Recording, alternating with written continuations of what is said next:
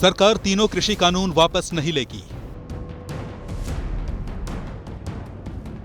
किसान कृषि कानूनों को वापस लेने की मांग पर अड़े हुए हैं।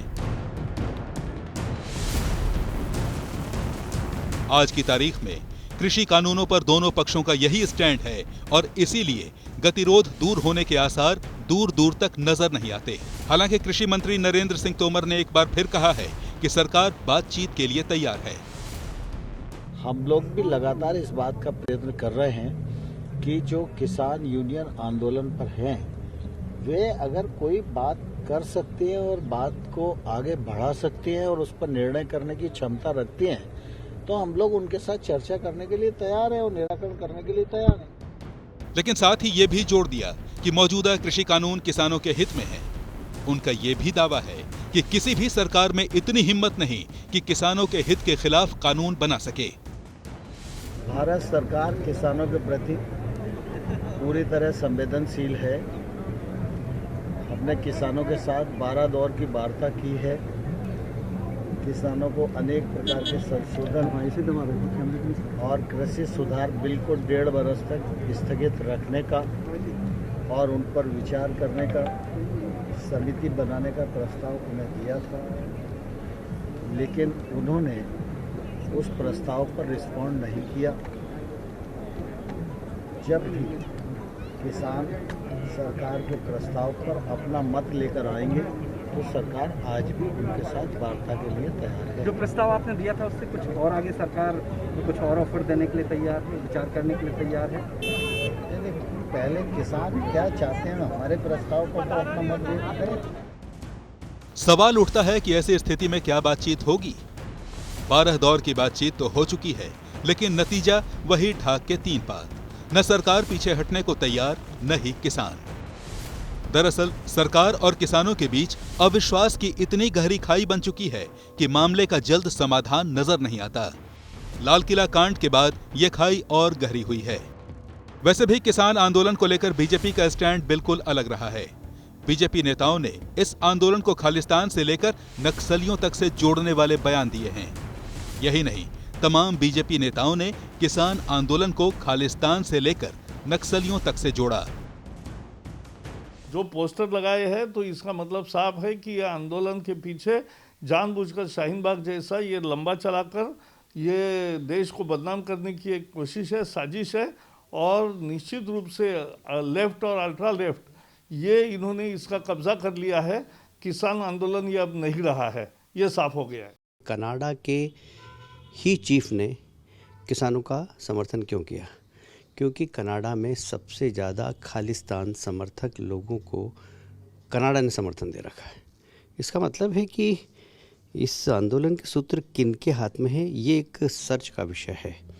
और बाकी देशों में, दुनिया के किसी देश ने कभी भी, हमने या किसी भी देश में अगर आंतरिक रूप से कोई आंदोलन होता है तो कोई देश उस आंदोलन को समर्थन थोड़ी करता है। पर कनाडा का समर्थन करना मैं समझता हूँ कि अलार्मिंग है और ये देश की जनता को समझना चाहिए कि आंदोलन कौन कर रहा है, इसके सूत्र किसके पास है, कौन नेता है। किसानों के धरना स्थल पर आतंकियों की तस्वीरें लगाए जाने का मुद्दा तो खुद प्रधानमंत्री भी संसद में उठा चुके हैं। 3 किसान कानून की बात हो और दंगाबाज लोग जो जेल में हैं, जो संप्रदायवादी लोग जो जेल में हैं, जो आतंकवादी लोग जेल में हैं, जो नक्सलवादी जेल में हैं, उनकी फोटो लेकर के उनकी मुक्ति की मांग करना, ये किसानों के आंदोलन को अपवित्र करने का प्रयास है कि नहीं? दरअसल बीजेपी का शुरू से ये मानना रहा है कि किसानों के आंदोलन के पीछे विपक्ष का हाथ है। प्रधानमंत्री नरेंद्र मोदी का भी यही दावा है कि कृषि कानूनों को लेकर किसानों को गुमराह किया जा रहा है और उन्हें डराया जा रहा है।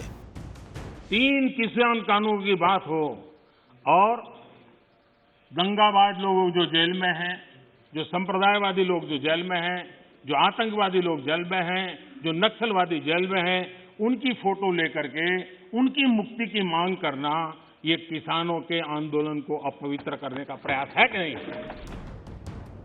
यही नहीं, प्रधानमंत्री ने तो संसद में ये आरोप भी लगाया था कि किसान आंदोलन के पीछे आंदोलन जीवियों का हाथ है। कुछ शब्दों से बड़े परिचित है, श्रमजीवी, बुद्धिजीवी, ये सारे शब्दों से परिचित हैं। लेकिन मैं देख रहा हूं कि पिछले कुछ समय से इस देश में एक नई जमात पैदा हुई है, एक नई बिरादरी सामने आई है, और वो है आंदोलनजीवी। ये जमात आप देखोगे, वकीलों का आंदोलन है वो ना वहां नजर आएंगे, स्टूडेंट का आंदोलन है वो वहां नजर आएंगे, मजदूर का आंदोलन है वो वहां नजर आएंगे, कभी पर्दे के पीछे कभी पर्दे के आगे।